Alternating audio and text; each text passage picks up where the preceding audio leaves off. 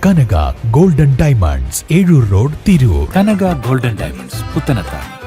Ponnani counting station strong room തുറന്ന സംഭവത്തിലെ ഗൂഢാലോചന പുറത്തു കൊണ്ടുവരണമെന്നും കുറ്റക്കാർക്കെതിരെ നടപടി സ്വീകരിക്കണമെന്നും UDF ജില്ലാ കമ്മിറ്റി ആവശ്യപ്പെട്ടു.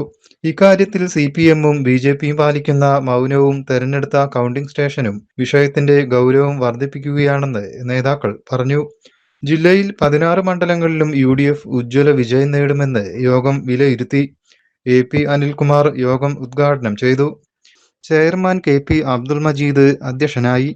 PT അജയ് മോഹൻ, അഷറഫ് കോക്കൂർ, VS ജോയ്, ഇബ്രാഹിം മുതൂർ, ബാബുരാജ്, റഷീദ് എന്നിവർ സംസാരിച്ചു.